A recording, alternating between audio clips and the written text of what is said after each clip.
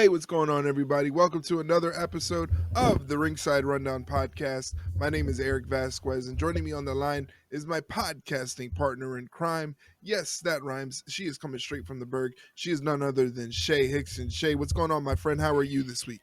You know, we're hanging in there. I got a new office location, so things have been kind of a little crazy on my end work wise. And then for the listeners, for full transparency, the reason we didn't record last week was because both of my professional women's hockey teams were in the midst of the playoffs, and so I'm like, there's just no way because one was playing Tuesday and then the other was playing Wednesday and then the other team was back again on Thursday. So it was literally like every day or every other day there was a game. And so I'm like, dude, we just can't do it. You get it with playoff baseball. I don't know what that is, but I'm like, all right, you just gotta do me a solid here. No, and yeah, so, you gotta lock in for your team. You know, I did, and they thanked me, and they thanked me by both getting eliminated by Jesus. Saturday. So I'm just like, you know what? That's what you get, huh? And then if that wasn't bad enough, they have two new expansion teams coming in, and their expansion rules are pretty much going to demolish all 6 original teams. So Jeez. I'm not going to have fun. I'm not having fun right now, but you know what? It doesn't matter. We're here. Doesn't sound like it, but we're going to make it a lot better today because today we got a big episode of the Ringside Rundown Podcast. For those of you that don't know, those of you who are here for the first time listening, thank you very much for taking the time out of your day to listen to us ramble about professional wrestling, which is what we do here. We answer questions about professional wrestling. Plus, we have a big show because coming this weekend is AEW Double or Nothing pay-per-view, which we almost completely forgot was in existence. Yeah. Quick thinking on Shay's part to remember that AEW Double or Nothing is this weekend, so we have a lot to talk about on the show tonight. Yeah, and even I almost forgot. We were talking about it in the pre-production meeting. I was sitting at my desk today at work, and I had noticed Mike had sent his questions in, and I'm like, okay, so we're going to have that, and then that, and I'm like, why do I feel like there's something told me? I'm like, why do I feel like there's something else going on? And then I looked and I'm like, fuck, it's Double or Nothing. I'm like, well, that shows you how excited we are that we fully forgot about it. But yeah, very interesting. So what do you want to do first? Do you want to answer some questions or do you want to do some Double or Nothing predictions? I'll leave it up to you. Yeah, let me take a look at the questions because I feel like we got some pretty good ones. I took a gander at them earlier today when we got them in, and I was like, okay, we got some pretty good questions for this week. So I'm actually excited. Plus, there's some. I know Mike has one question that I know is going to set me off because I'm going to go on a kind of a long rant here. You know. Yeah, I saw it too, and I'm just like, that's something. Yeah. I mean, we could do the questions first because there aren't really any that we'll have to skip over if we do a Double or Nothing prediction. We'll do the questions first. Why the hell not? All right, let's do that. Let's go with the questions first. All right, let's go. Let's do Mom's questions first. Which, by the way, for the listeners, it is Mom's birthday today as we are recording. So, happy birthday, Mom! She's like, you need to go and do your recording because I'm expecting Damien here any minute now. She told me she was expecting Damien out of a big giant cake. So yeah, which I did my best. I did my best. It couldn't happen, but can't say I didn't try. But anyway, so her first question is what is with the Charlotte promos lately? I actually kind of feel bad for her. Yeah, she does kind of seem a little. I don't even know how to what to call it. It's almost kind of just like. It's almost like you kick a puppy almost. It's just that kind of just I guess you could say pathetic, kind of just like, oh damn, you're really just not going, you're just not having a good time, are you? Which it just seems like WWE wanted to go one way and the fans were like, nah, we don't really care for Charlotte Flair right now. We're going to make it known so you guys understand that we don't care for Charlotte Flair and we don't want Charlotte Flair anywhere near the title picture is what it's coming off as. And it's sad because I feel like that's never going to go away because she was such a heavily prominent feature in the women's division over the last over a decade. And so the fact that a different regime pushed her way beyond what she probably should have at the time. It's kind of crazy though, because you feel like after a while they'd be like, okay, we can kind of like, lay off or whatever. It's like she could be gone for months at a time like she was and Mm, come back and it's the same, like, we don't fucking want her here, and it's just like, yikes. yeah. That is contempt. That is what Yeah. you call contempt. Yeah, that's basically what it is. It's just tough because I mean it's at no fault of her own. Because I No. mean, if they tell you, hey, we're gonna make you a big star by giving you championship reign after championship reign after championship reign, who is she gonna be like? No, don't do that. Like Yeah. like Oh she. no, I don't want it. It's Yeah, fine. yeah, Yeah. she's not gonna say no. Like of course she's gonna And go even if she for it. said no, they're gonna do it anyway. Just look at Yeah, Becky Lynch years ago. She didn't she didn't want to do a lot of things, and they're like, nope, you're doing it anyway. And she's like, okay, I guess. Because, like, what are you gonna do? Like, tell your boss no? How good it's yeah, taking money right off your table. yeah, especially when they want to give you more accolades. Like you're gonna be like, Yeah. no, like just the way it is. I think they have to lean into it. That's the only thing they could Yeah. possibly do. Is like they have to lean into. She's heavily disliked, so give the people a reason to heavily dislike her. Yeah. And I think it'll work well because I think she works well as a villain. I think Yeah. she's very Yeah. good as a heel. So I think she can make it work, and she's a professional, and that's part of the job qualifications. And Yeah. I think she can make it work. So I just think that they need to lean into the fact that she is disliked and she's naturally disliked, which is kind of Yeah. a benefit. Yeah, I'd say so, because she's one of those very few wrestlers where you have to either have her strictly a good guy or strictly a bad guy. She Right, can't do one. She can't do both. Kind of like, I right, feel like the one that always kind of like put me in that same mind was like Natalia, where it's like, yeah, you try to have her be mean, but then she just comes across as like a really stereotypical like fake mean girl. So it's kind of like, I kind of see right through you. This isn't really right. believable, I Yeah, don't think. yeah, So there's just some that are naturally good and naturally bad. And hey, sometimes it works where you're like, oh, that person can never be a heel. Oh, that person can never be a face. And then they end up making it work. It's just, that's more of a thing. That's more of a testament to them. I feel like if Charlotte wanted to, she could, but no matter what, she's shot out of the gate anyway, which is a shame because I feel like it kind of limits her a little bit, and I'm sure it drives her insane. It would drive me insane where it's mm, like I want to do one thing, but no matter what I do, because I'm the one doing it, the fans are going to be like, no, automatically, which is a little yeah. unfair, but that's how it works, unfortunately. And Yep. it's I don't envy her. Let's put it that way, because I couldn't imagine having to put up with that constantly. I definitely agree there. Yeah, it's you have fun doing that. I will sit here and not do that. So when do Jacob and Solo tear each other apart? I mean, it's only a matter of time, you would think.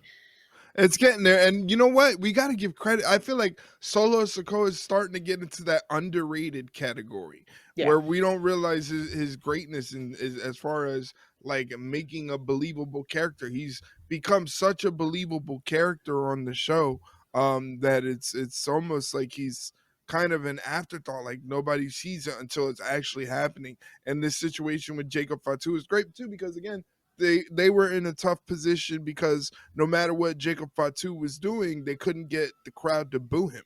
yeah, You know, they were only cheering him because they thought he was cool. So I mean, if they could flip Jacob Fatu and just let him be him and that cool factor take over, then again, it's kind of like the Charlotte Flair situation in reverse. yeah, Just flipping him into a good guy and it might work.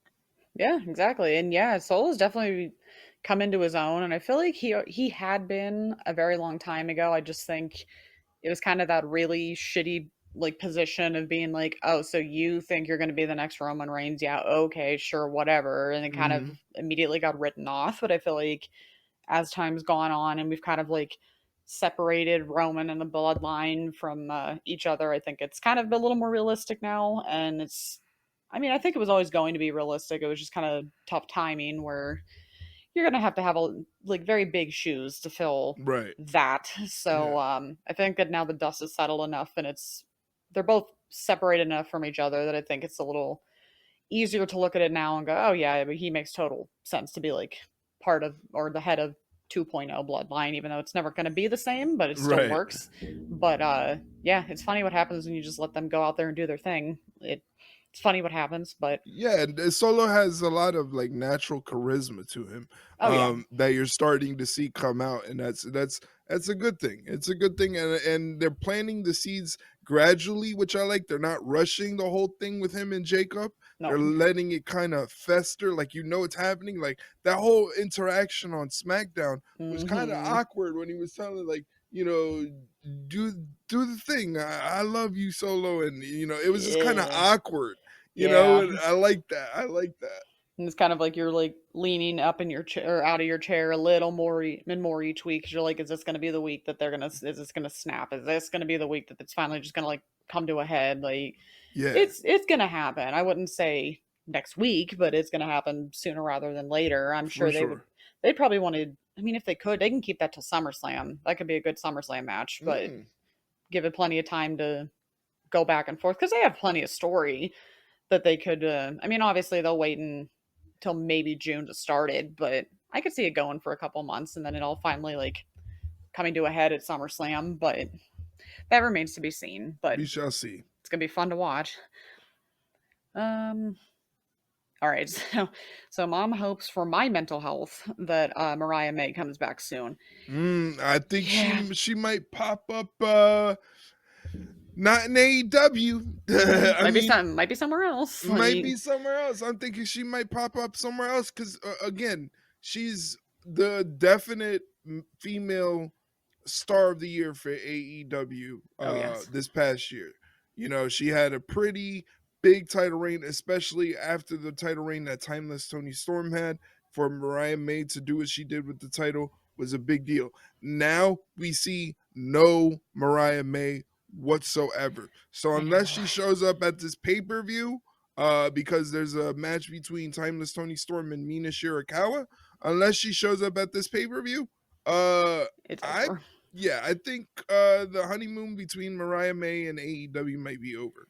Yeah, because this match going into Double or Nothing is like this is the time she would have to come back. Because I mean, it's Tony and Mina. I mean, her two girlfriends at that point. So it's like if she doesn't come back at this match of all things, it's just like yeah, it's over. I will say though, if anybody has Twitter or social media, I mean, you can't say she's not giving us content because I think I saw the running joke of like she's going to post her entire camera roll by the time she comes back because she just keeps posting like 10 photos every time on her Instagram or her Twitter, which I'm like, I'm not complaining. No, I'm not complaining. I'm glad she's doing something, but god damn it, I miss her. It's not the same. It's just not the Yeah. same without the glamour. But, Yeah, I hate being that sort of wrestling fan to be like, oh, she's jumping ship. But but why haven't we seen? She's not hurt? I wouldn't think. I mean, I She hope would not. have said something if she was injured. If she was on the injured list. You would think, but unless it was like a keep it under wraps thing. But even then, it's just like somebody would have said something. One of the sheets would have come out and said it, but no one's saying anything, which is kind of the weird thing. Like you would think at some point, like Sean Ross Sapp or unfortunately even Meltzer would have said something, but it's like you're not hearing anything from anybody. So it's a little weird. It's just that whole Mm. thing is just a little weird, but yeah, I just want her back on some form of television for me, please and thank you. That's all I want. I agree. I All I agree. want. Um Okay, so the reason I didn't do the predictions for Double or Nothing right away is because Mom had this comment and question, and you and I kind of talked about this all throughout the day. She is not excited for Double or Nothing, or did she miss something? And to be completely honest, I mean, the fact that we both almost forgot about it, except a few hours ago, pretty much tells you how excited we are for it. I feel like the only reason I've seen right now to watch it is maybe the whole Hangman and Osprey match because the promo they just had on Dynamite before we came on here, which is very good. It definitely is compelling, but one match does not a pay per view make. So, Yeah. and I'm not saying they're not terrible matches. A lot of these are pretty decent matches, except the biggest problem, and you and I have been, like I said, talking about this all day, is that AEW still cannot get out of their heads the whole, well, we don't really need any storylines or build up for these matches. These are all good matches. That's all they need. And it's like, no, that's not how that's not a sustainable business practice, Right. because once it's over, what the fuck are you doing after that? Right. Because yeah, their favorite thing to do is, oh, this is a dream match. Oh, this is a dream match. And it's just like, okay, well, you're going to make more money and get more eyes on your product if you take said dream match and build it up to that dream match and make it a storyline or make it this big grandiose thing, as opposed to just, oh, hey guys, this is a dream match. You all wanted it. Here it is. It's on pay per view and that's it. Like, Yeah.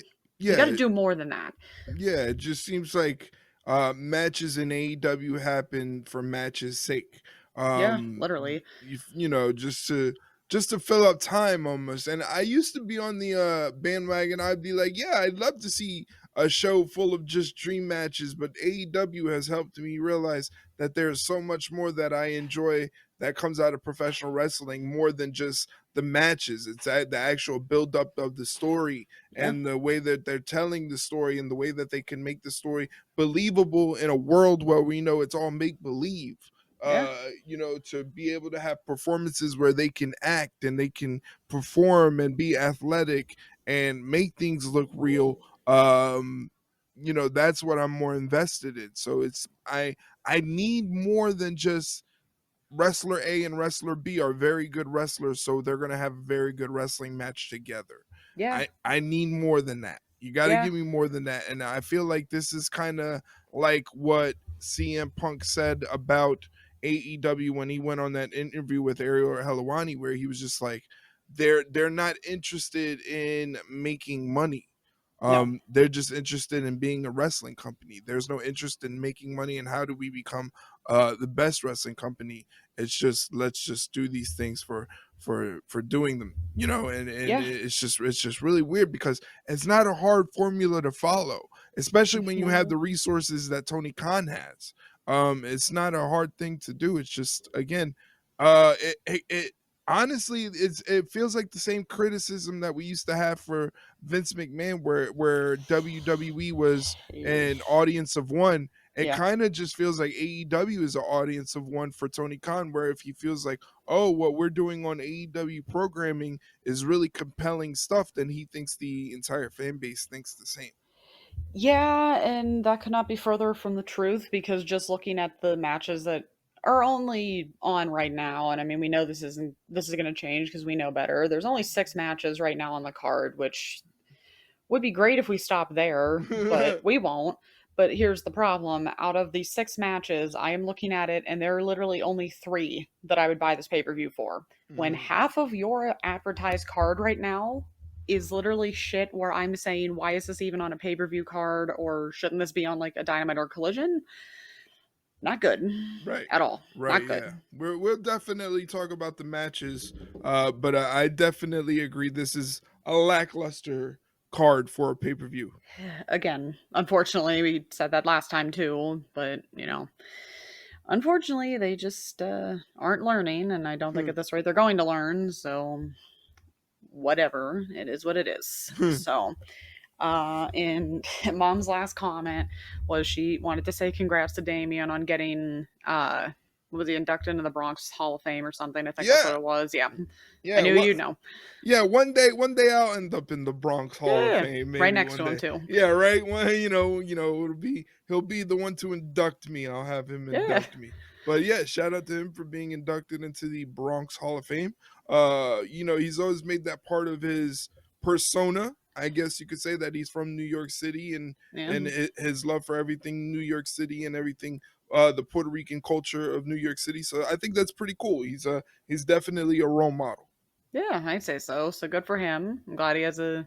I think it's almost like a. Is it like kind of like a street sign too? I don't know if they're naming like a street Yeah, they're after him like or anything. It's just like a it's like a sign. signage, that they kind of do, because I mean it's New York City, so if they rename a street, they might send everybody into a frenzy. But Maybe. it's a signage thing, and it's really cool. It's really cool to get recognized that way. That means you're making an impact, so that means a Yeah. lot, I bet.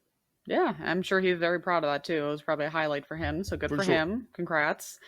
I'm sure we'll hunt that sign down at some point, but I don't want any part of that. So, all right. So that was all of Mom's questions and comments. So thank you. And again, happy birthday. Happy birthday, Mom. Alrighty. So now we got our last set of questions from Mike. Um, First question's coming on hot.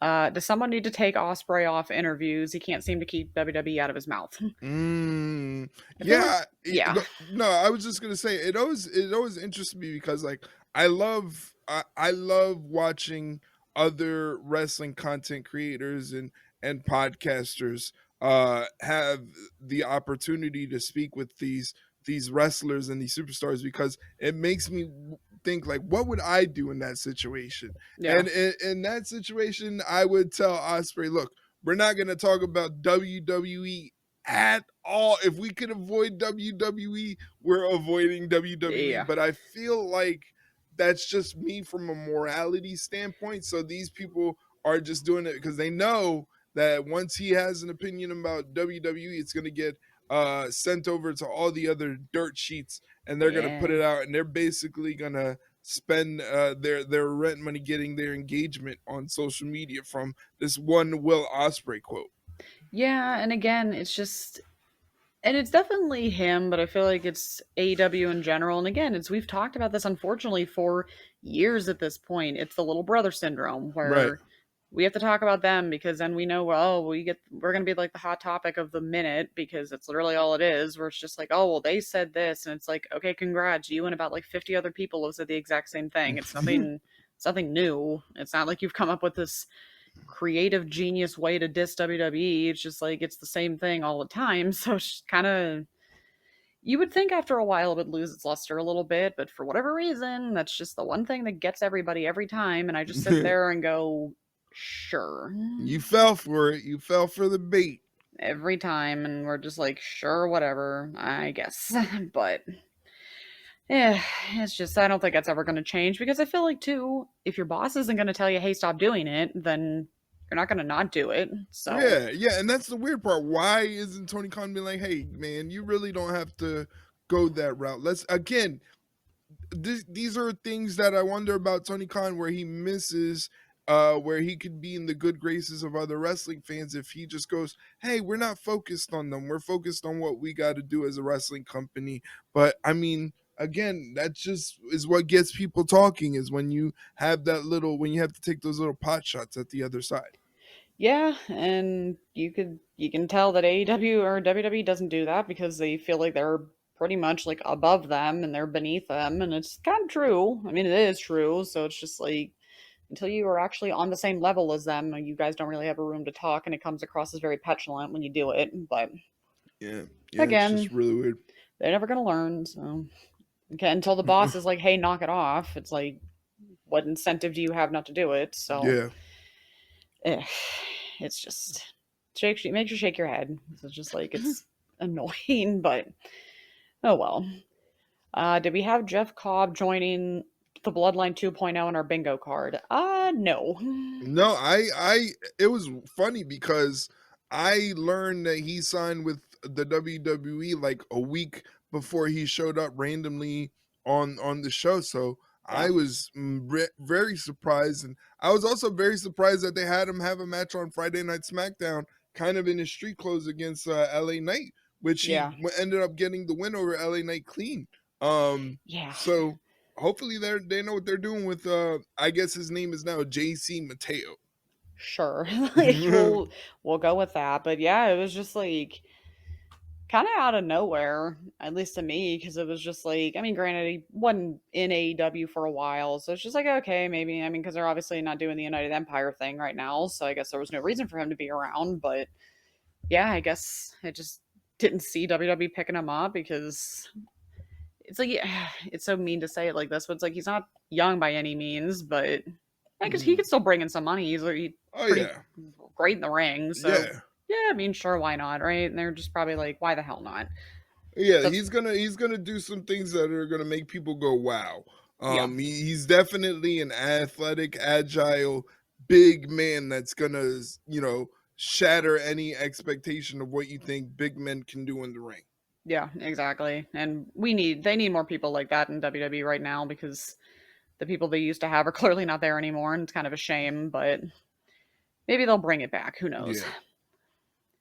Yeah. Do we think John Cena and Roman Reigns touch before Cena retires? Honestly, at this rate, I have no fucking idea what they're doing. It's just they have ever since the whole WrestleMania thing, they've just thrown me for a loop with this whole thing, and I feel like we've already ranted on the fact that this was clearly not a well thought out execution of a plan because of the whole thing with The Rock, where it's like, okay, well, here's that big wide open door to kick in because you said you were coming back and you were pretty much implying you were going to be involved in this whole thing and you went complete MIA. So it's kind of just a very weird situation. I feel like in hindsight, you kind of look at it and go, this is really what we wanted to do with Cena's retirement tour? Like, Yeah.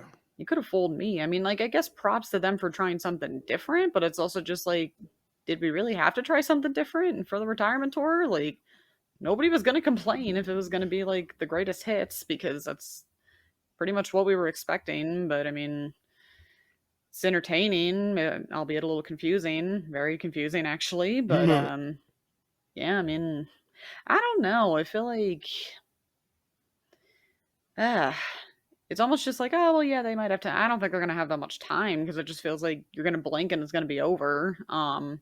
But they said his last match is in December, right? It's at that Right. show in Boston. So I mean, you got 7 months, but I feel like if they do touch, it shouldn't be like the last feud Cena has. I still feel like him and Punk have to end it. That would be the one that makes the most sense. But um, are they going to do that? I have no idea. But I feel like, yeah, I mean, maybe you could have them as like. I mean, I don't think it's going to be the SummerSlam, unfortunately, because I thought I heard that stupid rumor that Travis Scott was going to get involved in a tag match or something, and I'm just like, Oh great, that's yay. exactly what we need. Like, shoot me, I guess. But um, I feel like maybe, but I don't think it's going to be as like a big of a feud as I think people would expect because they just aren't going to have enough time. Maybe I'll be completely wrong. Who knows? But I I just just, think I I don't just know. think it's weird because we recently just had them in a feud a couple years ago for SummerSlam. You Yeah, know, so yeah, it's kind of not really recent that they wrestled, but recent enough that they had a feud that was when John Cena was on the tail end of his career. It was yeah, a big deal. They had a pretty good match at that SummerSlam a couple years ago. So maybe there's a possibility that they could touch, but if they don't, I really don't see that like it's a big loss because we did yeah. have that match recently with them a couple years ago at SummerSlam. So Yeah, and if you wanted Cena to face every single wrestler you wanted him to face, he wouldn't retire for another like 3 years. So it's like yeah, you kind of have to pick and choose a little bit. And at the end of the day, he's the one picking and choosing. So it's pretty much just all up to him. yeah, So, well, you yeah. think it is anyway, but we'll see if somebody else has anything to say about that. But yeah, I highly doubt it will. And if it does, it's just not going to be as big of a deal as people are going to make it out to be. But I'd much rather see him in Punk, which I would assume would be the end game. But like I said, the way they've been doing this whole thing, it could be something completely different. And I'd be like, you know what? Sure. Why not? All right. So now we're going back to AEW for a minute. It's going to piss me off. Is Mercedes Monet going to be Jamie Hayter and then Tony Storm? I really hope not. I really fucking hope not. First off, I don't know if we honestly talked about this because it feels like I feel like when we miss a week or two of recording, it feels like 3 years. So I'm like, did we talk about that whole supposed rumor going around that Mercedes doesn't actually have creative control and they just haven't pitched any, or she just hasn't lost because they haven't pitched her to lose yet? And I'm just like, I think mm. that's kind of bullshit, to be honest, because why would she have come out before she even debuted for AEW and pretty much said, yeah, I have creative? I think she flat out said she had creative controls. So I don't She think could have just been wanting to get the internet to talk. You know. maybe, but the problem was that then her booking ever since then kind of makes you a Well, little yeah, bit yeah. like That's for sure. That's for sure. Her booking says. I mean, she is undefeated. You know. yeah, and well, and then when she lost one of her 5,000 titles, was it a couple weeks ago? Mom was like, "Oh my god, she actually lost." I'm like, "No, she didn't. It was a triple threat and she didn't get pinned. So that's why she lost the title that way, because then she didn't have to get pinned. That's the thing. Like, they know Ah, how to get around it, because why wouldn't they?" And it's just right. like, I I mean, obviously we'll be predicting this in about like 10 minutes anyway, but I'm just like, I don't it's like I want Jamie to win, but it's almost just like I should know better because it's Mercedes. Because I feel like you almost just automatically just assume Mercedes is going to win, which is like fine, but is it really? Because it's just like, besides Mercedes, who else do you have that could beat Tony for the title? And the problem is because you're focusing on singular people like Mercedes, that you haven't built anybody up that could be like, yeah, I can take them out. So Mm. the problem is then is like, okay, well, you focus so much on Mercedes and you're kind of forgetting some of the other women in the division that could easily beat Tony, well, not easily, but it's like could believably beat Tony for the title. And I think Jamie could be one of them because she's done it before. Mm. But is I mean, she's still popular, but it's obviously kind of has to build that back up a little bit, because she's still as say she's still as popular as she was back when she won the title, but obviously kind of sucks when you lose her for over almost a year, I think. Long enough. But Yeah. God, I want her to win so bad. But it's just like, are they gonna have but the problem is, are we gonna have Mercedes first AEW loss period, point blank period, be not for losing a title? Is Yeah, it gonna just that's be a finals tournament match that she finally loses? But I feel like, yes, that could help Jamie for sure, because it's kind of that whole thing now of, oh wow, whoever beats Mercedes is really in for it. So I just, I don't know. Her whole booking's just eh, kind of like, yeah. why did you waste her and Athena on the fucking second That round match of this tournament? Like, yeah, that was kind of crazy. I would have put this more. This could have been more finals yeah, it could have way. been the final. Yeah, I would have put it more in the finals.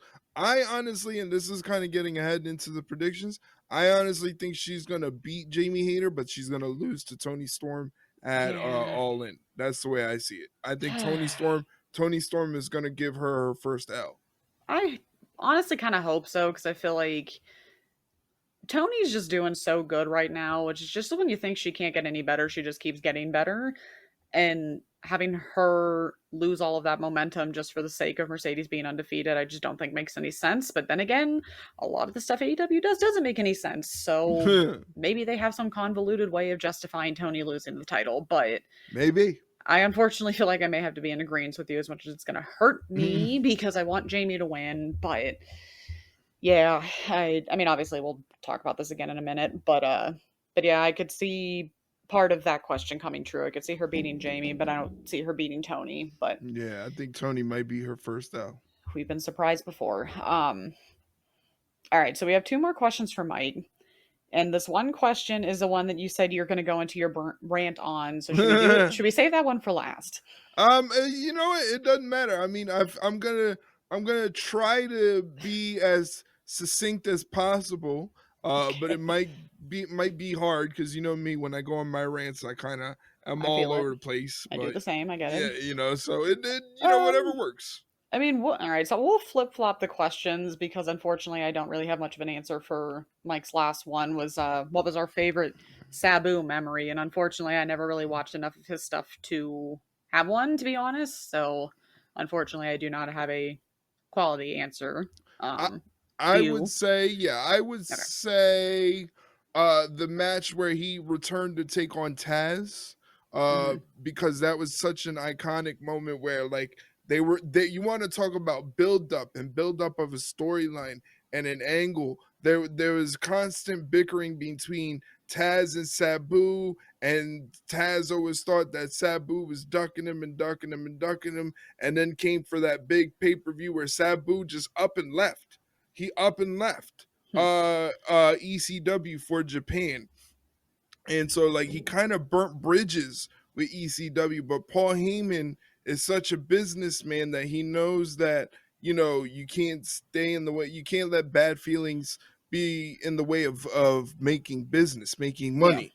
So they had that whole thing at the pay-per-view where Taz was in a match and then the lights go out. This is why Tony Khan loves to do the whole arena lights go out, go dark thing, and then big reveal. He gets it from Paul Heyman. I think he's even admitted it, or they've pinpointed it because he's such a sycophant for Yeah. old ECW and Paul Heyman that he literally bites off the whole arena lights go out. All of a sudden, it's freaking Sabu in the middle of the ring doing his taunt, and Taz completely not even focused on his opponent, just standing there waiting for things to go down. It was just talk about, like, if I was in attendance there would be nothing that would stop me from running through a wall from that Yeah. moment.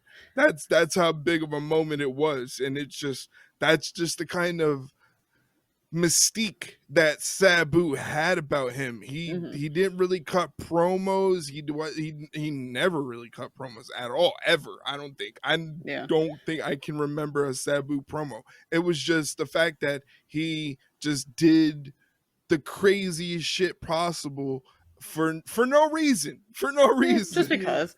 Just because he wanted to make people go wow. And like, he was a character in his own right. That's why, like, I hope, like, we can sort of like memorialize him through like his tweets and stuff, because he was just a character on Twitter. Sometimes he would get himself in trouble for the things he would say. One that sticks out in my mind, it's so horrible, but for some reason it makes me laugh hysterically, was somebody had tweeted about Brian Kendrick, and Brian Kendrick had said something very, very bad, where he to the effect of, it was almost like denying the Holocaust, right? And when that came out, it was a big thing, but Sabu didn't know what was going on, so he was just like, can somebody tell me what's going on with Brian Kendrick? What did he say? So somebody posted the quote and sent it to Sabu, and Sabu's reply was just, oh shit. Like, that was just his reply, was just, oh shit. Like, which is like fair. Yeah, exactly. It was so Sabu. Like, Christ. Oh my god, it was just, when I read that, I was literally in stitches for like 10 minutes. I with like tears coming down my eyes, because these old wrestlers, man, these old wrestlers have no filters. And so for you to say something to make Sabu go, oh shit, like, like, just fantastic. I was so bummed. A lot of the ECW guys, when they passed, like Sabu and when New Jack passed away, it was just a real big bummer, because these were ECW guys, and they were like real dudes. They were professional wrestlers, but they were also like real dudes, and I used to through Twitter and stuff like that, be able to talk to New Jack and stuff like that, and to be able to have that closeness with them, and then suddenly they're not there. It's like a hit to your childhood, Yeah, literally. It's a shame. Yeah. It's like we're losing them all too soon. It's like, damn. Yeah, it's a bummer. Alrighty. So I'm just gonna let you go off here. I'm gonna take my drink. Mike said, Erik, can you please explain why you hate Kyrie Sane so much, with the winking like smiley emojis? So let me put my mic down for a minute, get a drink of water. I'll let you do your thing. Oh, that winky emoji is just Mike being a little shit stirrer. Oh yeah, I know. He's just a little shit stirrer. It's basically Monday night we saw the return of Kyrie Sane, who I was excited for. Everybody was excited for. And then we saw that Kyrie Sane would be returning for a triple threat that involved Rhea Ripley. And then we're all like, oh, well, there goes her chance of winning any matches, for the time being. We all knew Rhea Ripley was going to win that match, because it's WWE and Rhea Ripley's the hottest chick in town.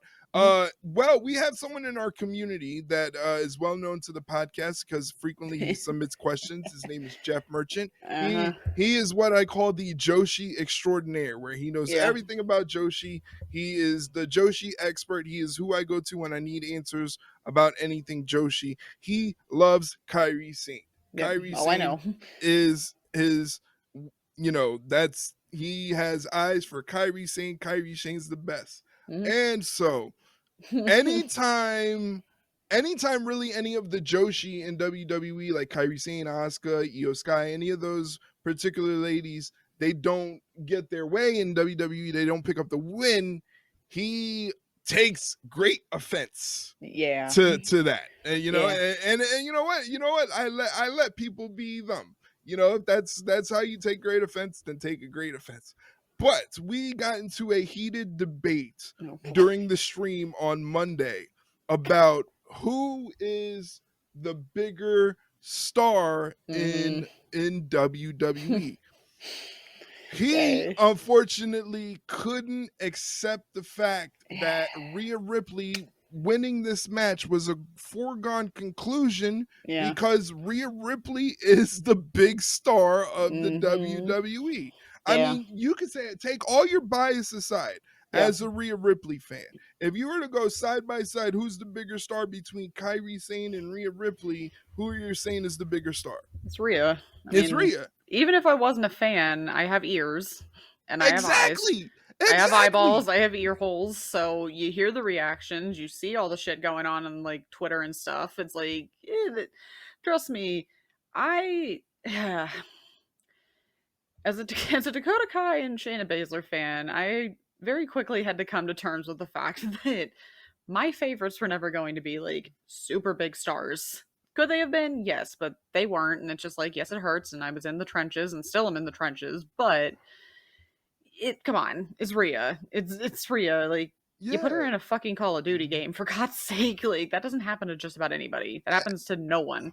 And it's not saying that they don't they dislike Kyrie. It's No, just Kyrie's great. yeah, it's just that's the way the cookie crumbles, you know? Like Yeah. she's the money maker, she's the needle mover. They're gonna push her to the moon. Now, I'm not saying that you know you can't be sick of Rhea Ripley getting pushed. That's your own prerogative, and that's Yeah. part of a greater question: is Rhea Ripley being pushed too much? Because I remained of the fact that and this is what I said the problem is not necessarily who's getting pushed. It's the simple fact that every single thing that the women have to do in the women's division has to be involving a title. Aside from Yeah. Jade and Naomi, and they're a great example of why this works, there needs to be more stories for the women that don't involve the title.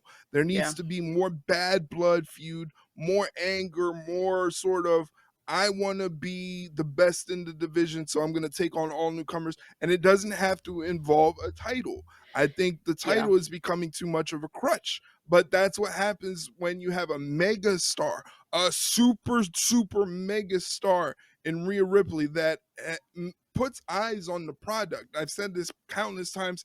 I don't know how many people I've known that have recently started watching wrestling simply because they saw a clip of Rhea Ripley and they said, I want to know who that is and what she's all about. And they've now become wrestling fans. I'm not saying, again, this is no slight to Kyrie. And you may hate the fact because Jeff has this conspiracy and he thinks that WWE buries the Joshi talent. And I said that's impossible because who was in the women's championship match 2 years in a row at WrestleMania? Ew. And who won this past WrestleMania for the women's championship? Ew. Who's becoming a megastar and even bigger star than Kairi Sane? Ew. Exactly. So your claims are just based upon your favorite not winning. And Yeah. that sucks, but that's the way it goes. Your favorites are not going to always win. Like, cause that was like my thing too going into WrestleMania this year. We talked about it a little bit before. I have two friends, and you could have imagined the environment that my apartment was during Yeah. WrestleMania night 2, because I'm a Rhea fan, my one friend's a Bianca Belair fan, and my other friend's an Io Sky fan. So could you fucking imagine the three of us sitting in my apartment watching that match? And I knew, and of course they would shit on Rhea all the time, and I'm just sitting there, I'm just like, yeah, whatever. She's bigger than both of you guys, whatever. It is what it is. I'm like, just be a hater all you want. It is what it is. But I at least knew that I'm like, it made no sense for Rhea to win that match. And if she did, I would have been like, why? Because she didn't need to, because poor Io, you can't have her lose 2 titles in a row at WrestleMania. Like, that's just not good. Did I think that whole build-up was a mess? Absolutely. Like, that thing was a mess. Was the Liv and Rhea feud great for a while, yes, but then the problem was they didn't need a title to have that kind of feud. Mm-hmm. They held that title hostage because and we said it many times before, it just so happened to be that the biggest star had the title, and then the second biggest star had the title at the same time, and the problem was just they sacrificed the title reign for the story.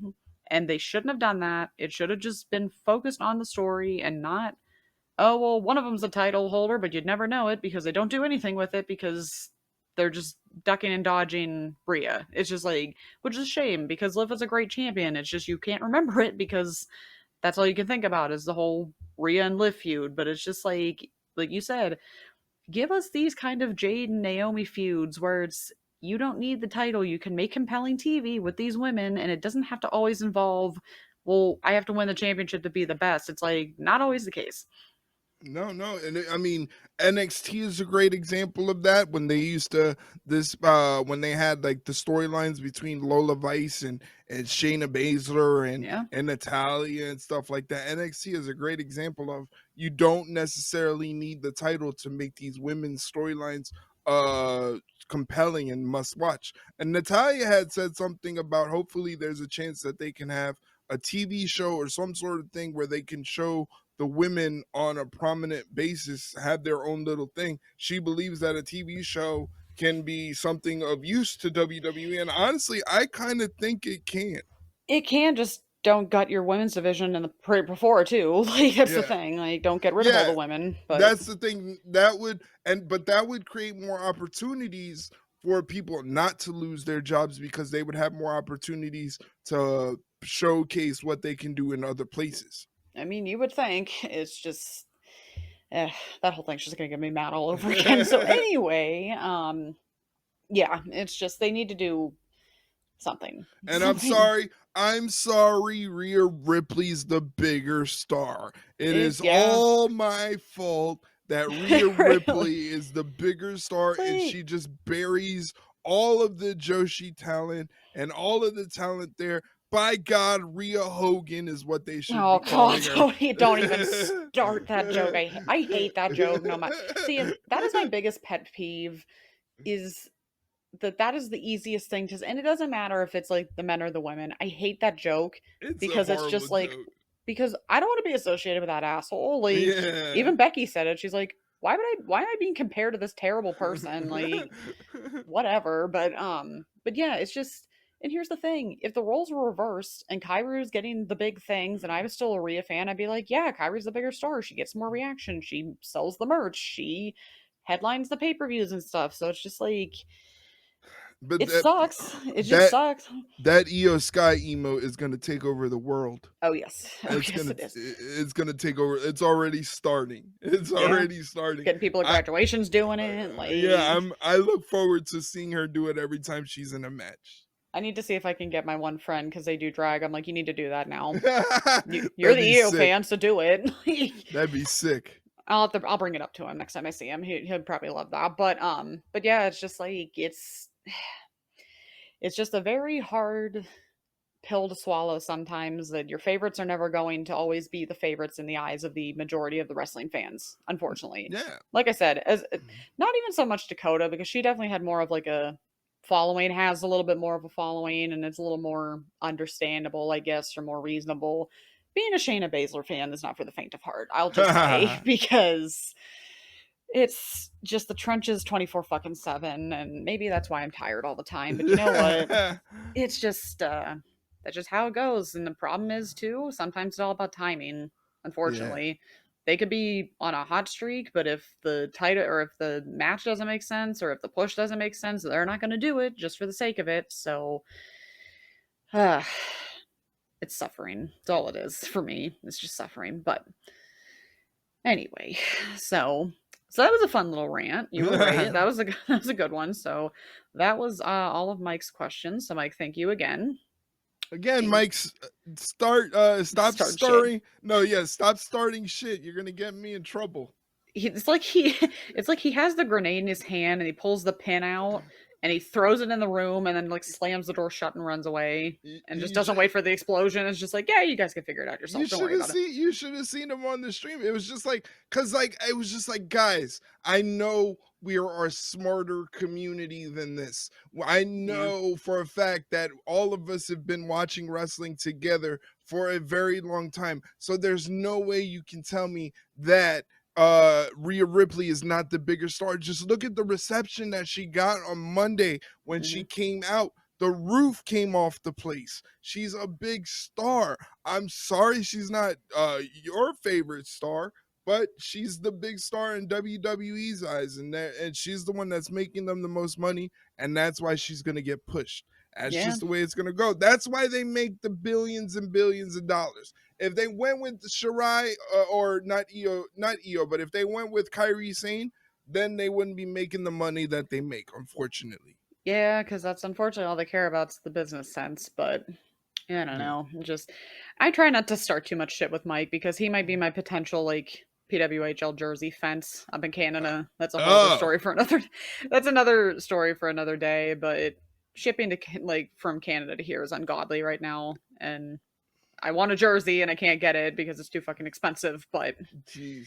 Honestly, though, Mike, when you're listening to this, with the way this expansion is going to probably go, both my teams are going to get blown up anyway. So maybe we'll wait until after they got my rosters, and then we'll talk about a jersey later. But no, anyway, we appreciate Mike. We appreciate his questions always. So thank you, even Mike. though you threw a grenade into the chat. But yeah, he does that a lot. It's his favorite thing to do again. Oh my god. He intentionally, anytime Jeff is around, he'll like make up a Japanese name and he'll be like, there's no way so and so is better than this wrestler in the WWE, and it's just to piss off. You probably see both of their names in chat and you're like, oh god. You're like, I wanted a nice night. I wanted a quiet night. It's like this. Children, like it's like you just have to like get like the gavel out from like the courts and be like, okay, enough, you two, knock it off. Exactly.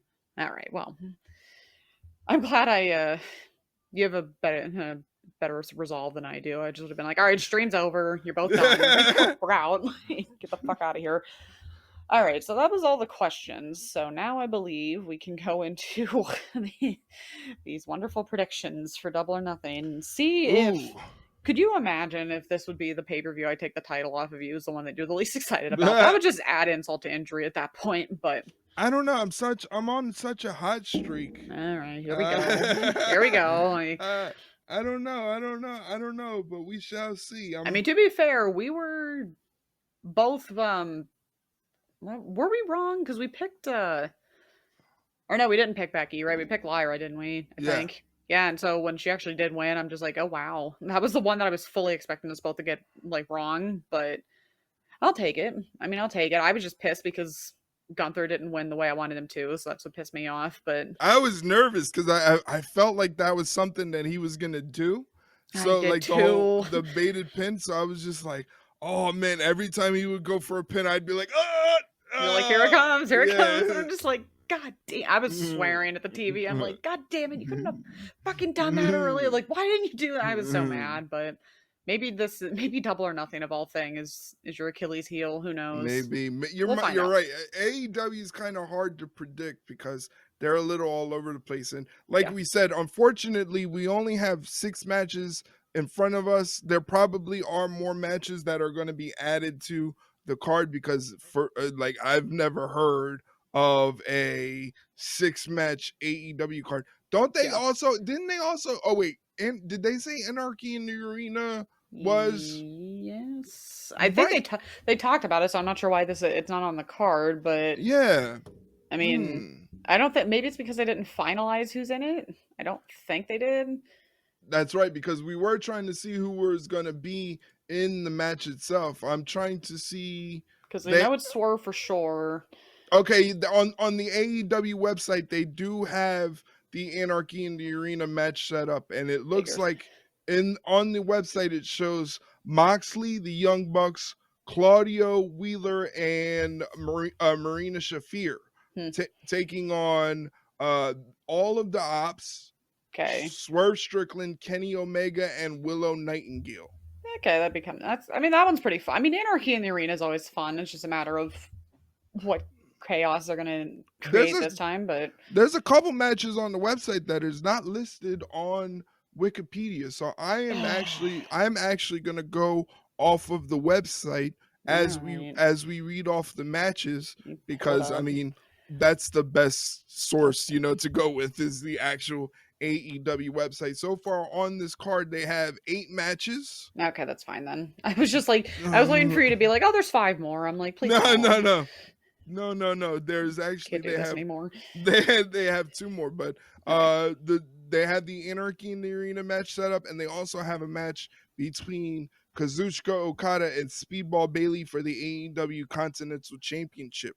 So that's going to be a good one. But the first one I want to talk about on the card is a rather interesting tag match between FTR and Daniel Garcia teaming up with Nigel McGuinness. FTR has been antagonizing Nigel McGuinness. They've been pushing his buttons, trying to hurt Tony Schiavone. And finally, Nigel says, enough of that. I'm getting back in the ring and I'm teaming up with Daniel Garcia.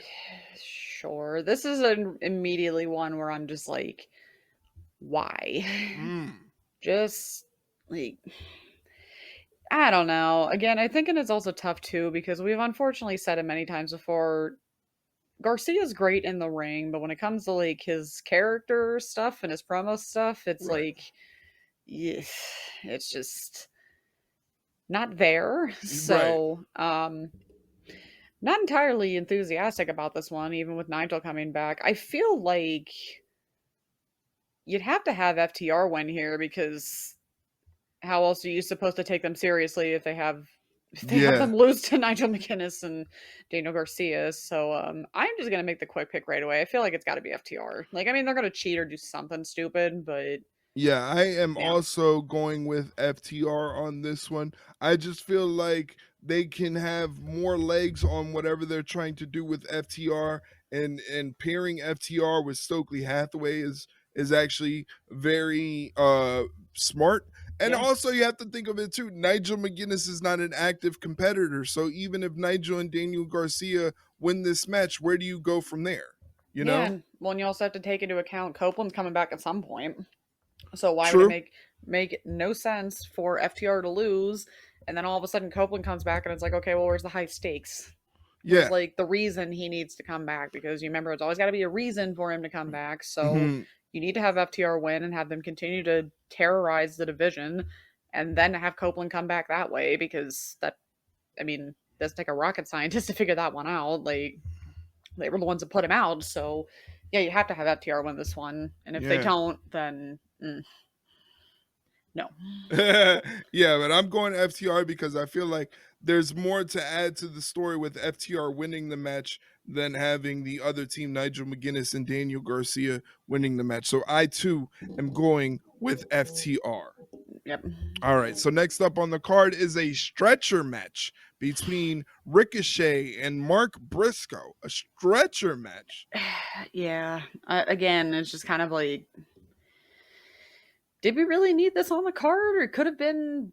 It would have been a sick collision main event. Like, literally, or Dynamite, maybe. Like, it's just... I don't really even know what to say about this one, honestly, because it's just like, again, it just makes you shake your head, like, why is this even a thing? Like, I feel like... screw it. I'm just gonna go with Ricochet because I feel like he needs to have something. Because I think he can't just keep winning. He can't just keep losing. You got to give him something. And I mean, Briscoe's not gonna get hurt either way by losing. Right, exactly. Briscoe doesn't get hurt by losing, and again, Ricochet, it kind of adds to his momentum with what he's got going on, being a heel and being a bad guy. I think he's kind of falling into it where it's starting to click, and unless they have something for Briscoe, again, I always look at things, what's going to happen going forward. Yeah. That's always my mindset. What is going to happen going forward? And there's more to build off with Ricochet winning the match than there is with Mark Briscoe. So I am going with Ricochet as well. Yeah, him and his bald head. Him and his bald head. Oh my God. Like, I don't know why is that a thing. Like, there's so many other bald. I don't know. It's just caught on somehow, some way, I guess. But anyway. Everybody's allowed to be bald except for Ricochet.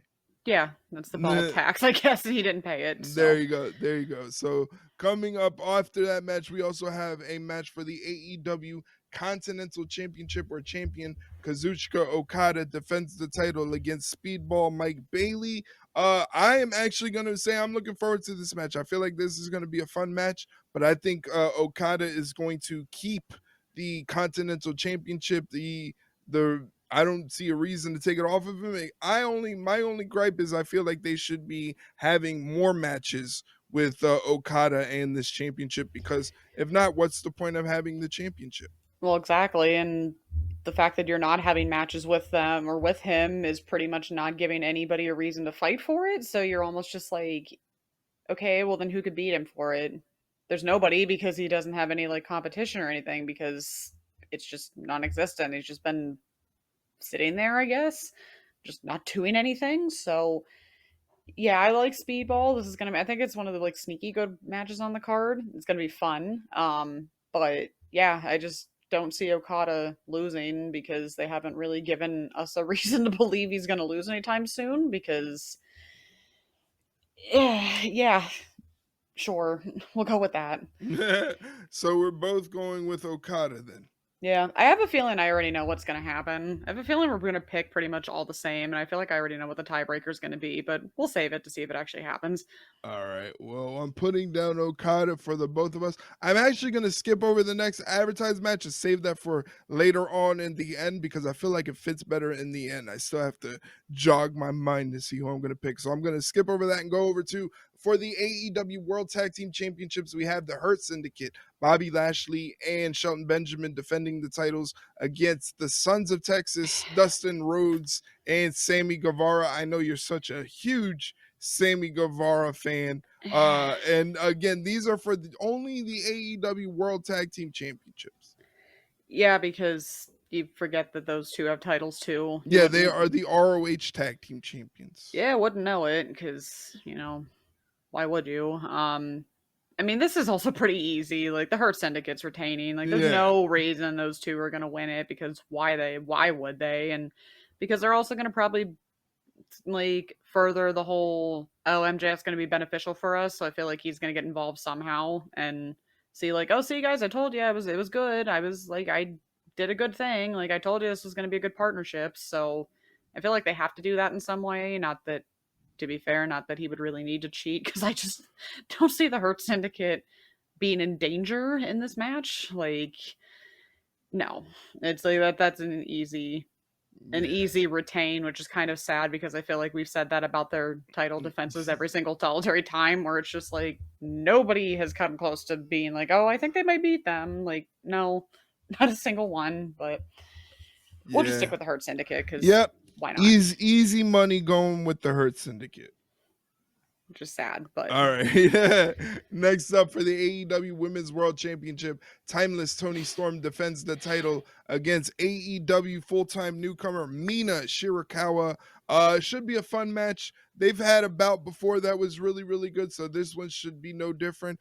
I am going with Timeless Toni Storm to retain the title on this one. Yeah, I mean, like, come on, this is pretty self-explanatory again. It's just like there's no point in Toni losing at all. Mina's going to give her a run for her money, though, because Mina's great, but this is one of those where it's like she'll be in a little more danger than like the Hurt Syndicate are in their match, but Toni's still going to retain. But I feel like I said, there's one other match that I feel like I already know which one you're talking about. If we're split on it, great. We won't need the tiebreaker, but if we pick the same on that one, I feel like we kind of already know what the tiebreaker is going to be, and I feel like it's a very simple yes or no question. And it has to clearly do with this match, but we'll come back to it if we need to. But we shall see.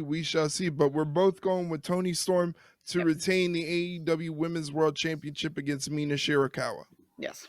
All right. Moving on, the final for the women's bracket of the Owen Hart Foundation tournament. We have the champion, TBS champion, Mercedes Moné, not defending the title, but she's going up against Jamie Hayter. Now, remember, the winner of this match receives a title opportunity at AEW All In Texas. So there are some high stakes to this, not just winning the tournament, but also getting that title opportunity. Who do you have, Mercedes or Jamie Hayter? Unfortunately, we talked about it earlier when Mike asked. It's got to be Mercedes, as much as I don't want it to be, because that I guess would be the more high profile match. Would be Tony and Mercedes, as much as Jamie deserves it too. But they can't help themselves. They're gonna give it to Mercedes. I just hope she doesn't beat Tony at All In, but they got to give her the big moment. So All right, I'll say putting it Mercedes. down. Yeah, I'm gonna play it safe and go with creative control, Mercedes Monet. That's her nickname. Yeah, I'm gonna play it safe. Go with Mercedes Monet picking up the win and setting up Tony Storm, Mercedes Monet. They should make it title for title, TBS title Yeah, versus the AEW Women's World Championship. But that'd be what do I wild. know? I'm not working there. I don't know. But We're just here. I also am going to pick Mercedes Monet for this one. I'm sorry, Jamie. I still love you. All right, moving over to the Owen Hart Foundation men's final. We have Will Ospreay taking on Hangman Adam Page. And I believe the same thing is the situation. If they win the match, they get a title opportunity at All In Texas for the AEW World Championship, whoever the champion. I'm assuming the champion is going to be Moxley because he's not defending it in the Anarchy in the Arena match. That'd be kind of weird if he did. That'd be kind of funny. Could you imagine? Could you even imagine if that was a thing? But anyway. Poof. Okay, I feel like this one by far is the hardest one to predict, especially if you did watch Dynamite earlier and listen to the promo battle between Ospreay and Hangman, because they both make very compelling cases, and you could pretty much it pretty much just kind of boils down to, for those that didn't listen, or I would say go and watch it because it was a really good promo. I think it pretty much just comes down to redemption versus, I think they said redemption versus ascension was the way they had it on TV, which is kind of true, because it's just is Hangman going to get his redemption after the 2 years in hell that he's been in, or is Ospreay finally going to realize the potential that he's always had, or people have always expected of him, and to be the one to save? And I mean, at the end of the day, it's just who's going to save AEW. That's the big plot point, Right. is one of us has to get the belt back and bring it back where it belongs, because that's still the whole main plot of the whole thing. So it's tough, because I feel like you literally could pick either one of them and it would make sense in a story way. It's just a matter of which one are they going to do.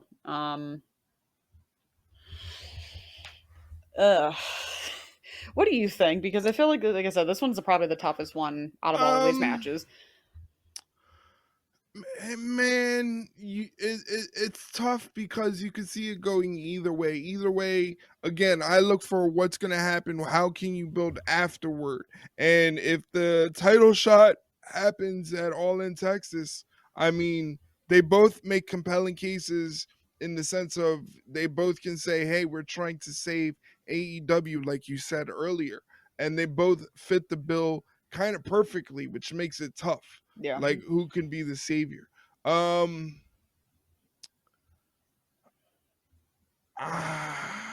know, because it's just if Hangman wins and goes on to All In and beats Moxley, then it's he's finally achieved his redemption and all's right with the world and whatever. But then if Ospreay does, then it's just he's finally where he belongs at the top of AEW, because most people think he should have been there from the start, which he should have, yeah. But it's also just you can't just go straight. Well, you shouldn't go straight to the top just because you just show up. But right. Some people don't listen to that, but it's fine. We've seen Hangman and Moxley before, haven't we? I feel like we have.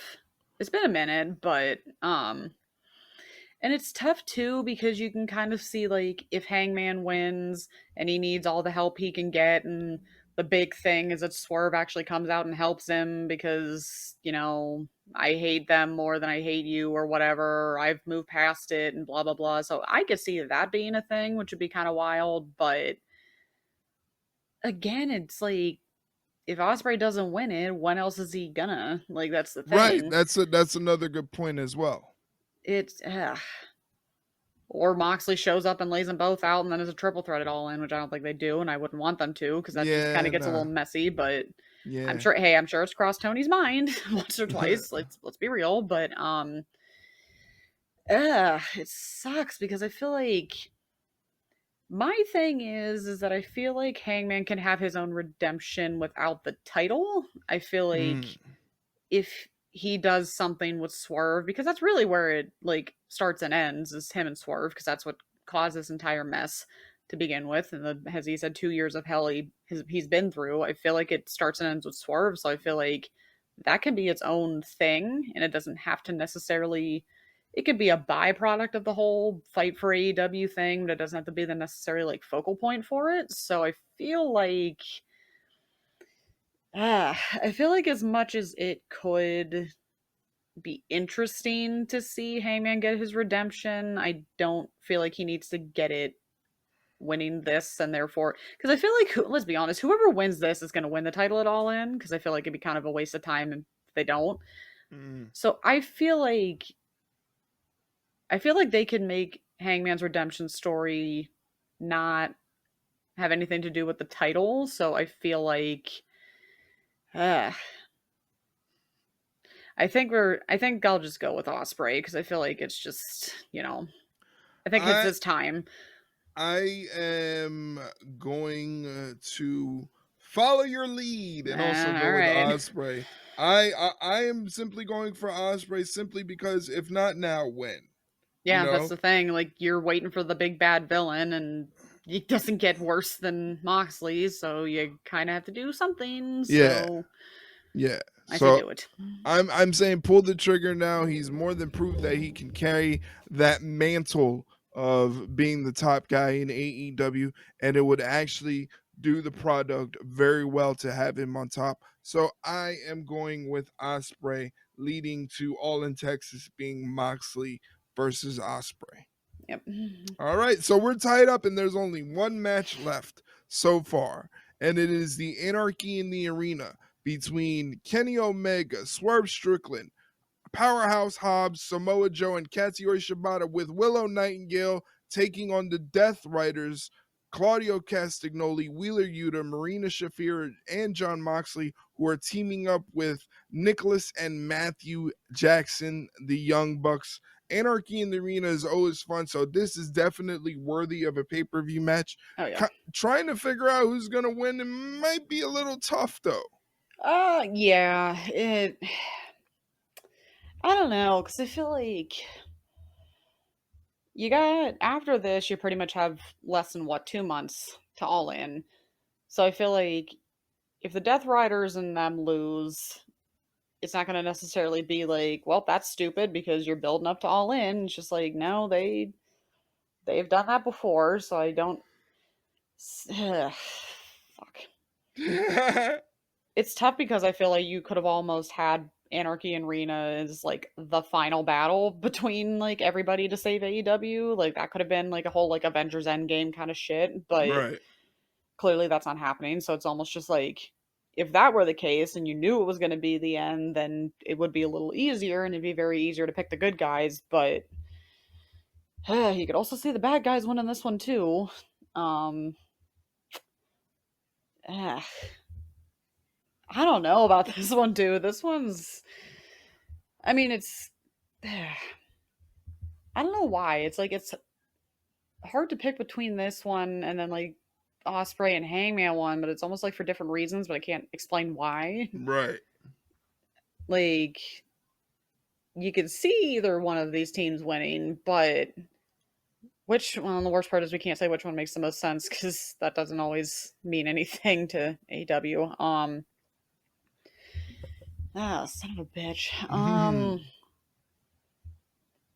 When you can't even go by like, oh, well, every time it's Anarchy in the Arena, the good guys win, or oh, every time it's Anarchy in the Arena, the bad guys win. Because I feel like it's always been, or actually, I feel like has it always been like the good guys that have won pretty much every time? I think. Yeah, Let me it's look kind this of up. because there's been what, 3 of them? I believe so. Nope, that's not what I was supposed to type, but it's close enough. Feel like,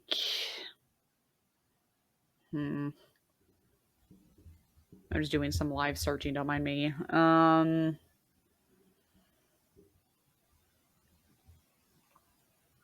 Okay, so they've held it, you're right, 3 times.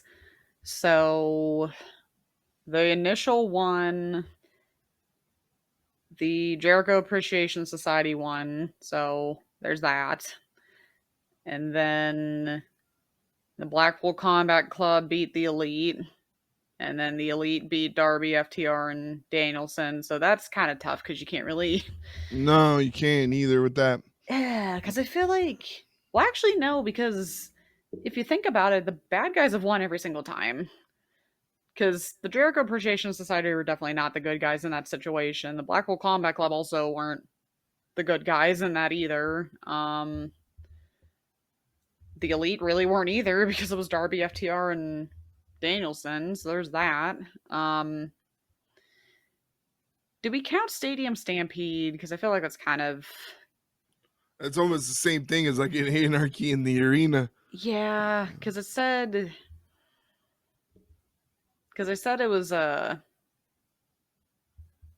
Oh God! So now I gotta go back. Oh, Jesus, hold on! I gotta go back because the second or the first 2 times it was a Stadium Stampede, so that's not helping me at all.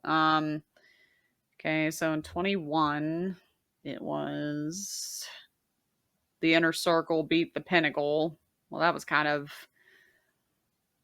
Were the Inner Circle good guys at that point? I feel like they were. Yeah, at that point they were. Okay, so 1 time out of 5 so far, the good guys won, and then the original one was Matt Hardy and the Elite beating the Inner Circle. So the first 2 times the good guys won, but then ever since then the bad guys have. So not that I really think that the whole like pattern thing is going to affect it, but it's more or less just most of the time the bad guys win. Right. I think for me, I am going with the Death Riders and Young Bucks because I think they need the momentum going into All in Texas. Yeah, unfortunately, that was pretty much what I was coming down to. I'm just like, who needs to look more formidable going into All In because that's your big pay per view. And I mean, it would be kind of silly to have your champion lose. Granted, it's not a title match. Like I said, it's chaotic. If you really want Anarchy in the Arena, put the title on the line. But yeah, that would have been cool. They never will. But I mean, hey, we can spitball ideas, I guess. Yeah, I feel like I'm gonna have to go with you on that one because I feel like you have to have them look. You don't even want to really say strong. It's just you want to give them like you said, the momentum going into All In because you need to make it really look like, in our case, Osprey. You really need to make it look like, oh shit, he's really in for it on this one. I don't know if he can actually do this. You need to make it look like, again, a whole Marvel's Avengers Endgame level, like odds are stacked against him. And I feel like if you don't have them win the Anarchy Arena, not really a good start. So yeah. All right, so we had the same on that one. No, we have the same on every match. And I already, like I said, do you want me to just bring out the tiebreaker? Because I feel like this one's going to be very easy, and I already know you and I are going to probably have 2 different answers. Let's hear it. It's a very simple one. Like I said, it's a very yes or no question. Does Mariah show up at all before, during, or after Tony and Mina's match? That's a simple yes or no question. I'm going to go with no. I'll say yes because we have to. I feel like at this point we have to. Well, I mean, are you also thinking no? I mean, it's tough because my brain says no, but my heart says yes, but that doesn't help me too much. But then the problem is, what do we need for the second tiebreaker then? If I were to pick that Mariah wouldn't show up. I know it's tough because I'm just like I know, and it's tough because I feel like that could have been like should have been the easier one.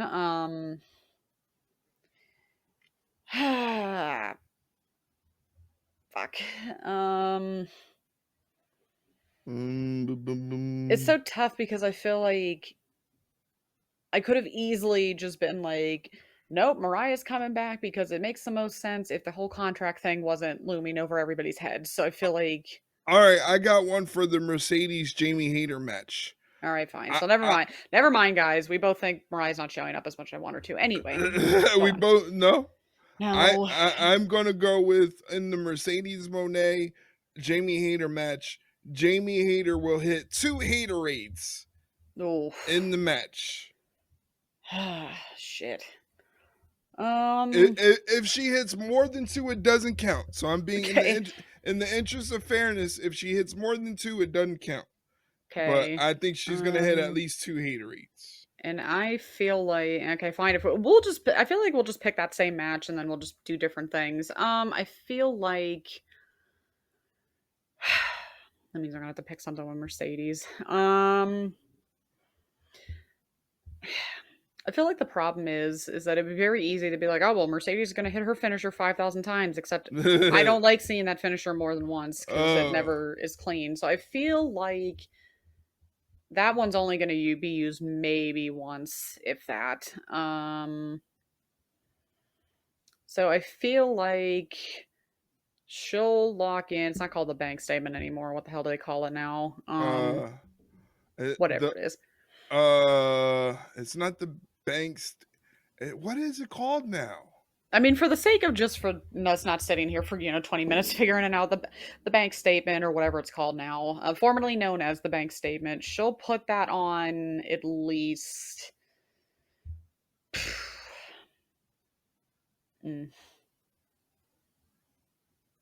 Oh, this is tough. Because I feel like if you go over 3, then it starts to become overkill. You know what? I'll just go with you. She'll put the bank statement on twice. 2 bank statements coming up. That's it. You'll do 2 Haterades, so we'll see. Yep. And then and then if that doesn't work, then you just win. At that point, I just win. You just win at that point. We can't do a third tiebreaker. We can't do it. But I like these. These are good. Yeah, it's fun. It's our own form of betting that isn't, harmful. Could you imagine though if Mariah made that show up? I wouldn't be surprised. Like, I really wouldn't be fucking surprised because we kind of did that reverse jinx last time where we're like, oh, well, I feel like Becky's going to win because why else wouldn't she? And then turns around and loses. So, you know what? If this is what brings Mariah back, then you know what? Then she's not coming back. I'm not going to see her again. And then it'll happen. So, yeah. There you have it, ladies and gentlemen. Those are our predictions for AEW Double or Nothing happening on the 25th.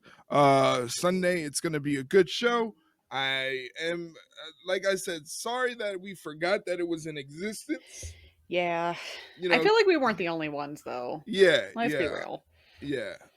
But I'm glad that we remembered that it was happening, and it's a show to check out. But there also is on the 25th Battleground from NXT. Yeah. That is also It doesn't end. It doesn't end. It just keeps going. Like, I like the way you said that. You were just like, oh boy. Yeah. We can't do it all. We got a little bit of counter programming going on. Yeah. Between WWE and AEW. So if you don't have the funds to cover the AEW pay-per-view, you also have Battleground, which is going to be a good show. They have, I mean, for God's sakes, they're defending the TNA championship on an NXT show, which is historic. So wild. Yeah, that's pretty crazy. So if you can't watch AEW Double or Nothing, you could always switch the channel and watch NXT Battleground happening this Sunday as well. Yeah. I mean, it's going to be fun. Just a fun Sunday of wrestling. So much. All right. Stuff. Well, that is the end of this week's episode of the Ringside Rundown podcast. Thank you so much for listening in. If you have made it this far, just to let you know, this podcast is available on any podcast platform you can think of. If you have a specific platform and you're not subscribed to the Ringside Rundown podcast, all you got to do is search Ringside Rundown, hit that follow button or subscribe button, whatever the platform asks of you, and you will never miss an episode of the Ringside Rundown podcast. If you need a link to the platform that you use because you cannot find it, just hit us up on social media, slide into our DMs. Let us know what platform you use, and I will make sure you get a link to the podcast on a silver platter But the caveat is you have to give us back the silver platter because it belongs to the birthday girl herself. So you have to give us back, or else she'll cry on her birthday. We can't do that. Please, we can't can't. we can't have her cry on her birthday. So No. make sure you give us back the silver platter because it belongs to her. 'Cause she's an angry crier too. She start wanting to fight and she'll throw fists. Yeah. Yeah. So we don't want to. I don't want to deal with that. Please don't do it to me. We don't want to do that to Shay's mom. So make sure you give us back the silver platter and make sure you follow or subscribe to the podcast so that way you never miss an episode. It's available on Spotify, Apple, Amazon Music, Audible, iHeartRadio podcast. Again, wherever you listen to podcasts, you should be able to find the Ringside Rundown. And it's also available on YouTube. If you go to youtube.com/@RingsideRunPod, you can find full episodes there. And also, just to let you know, for every Monday Night Raw, AEW Dynamite, Friday Night SmackDown, and we also do watches of NXT and Collision on Saturdays, unless there's a WWE PLE. You could find me on Twitch doing some live stream reactions to all of those shows. So make sure you come follow me on Twitch, twitch.tv/Ringside Rundown. Like I said, it's twitch.tv/Ringside Rundown. You can follow us on social media, Twitter, Instagram, and Facebook. We just hit 7,000 followers on Facebook. Nice. How crazy is that? 7,000 followers on Facebook. Facebook.com/Ringside Rundown. Also on Twitter and Instagram @Ringside Rundown. If you need some wrestling content on your Twitter and Instagram. Shay, where can they get in touch with you? You can find me on Twitter @ShaileenHickson21. I don't know what to talk about right now, not gonna lie. I mean, my playoff teams are gone. The Pirates are the Pirates. I don't know. I'm seeing Halsey next month twice, so you know what? I'll probably have some pictures of that. Like keep my tour streak going. I saw Magnolia Park and Hot Milk a couple weeks ago, and they were great, as I expected. So got to keep the streak going, I guess. Nice. Definitely give her a follow. She's a great follow. Thank you. All right, so there you go, ladies and gentlemen. Next week we'll be back. We'll be talking about Double or Nothing and everything else we can find in the wrestling universe, the wrestling sphere. We got Double or Nothing. We got NXT to talk about. We got your questions to take. It's going to be a pretty packed episode, and we can't wait. Thank you for listening, guys. For Shay Hickson, my name is Erik Vasquez, and we'll talk to you later. All right, see you later, guys. See you.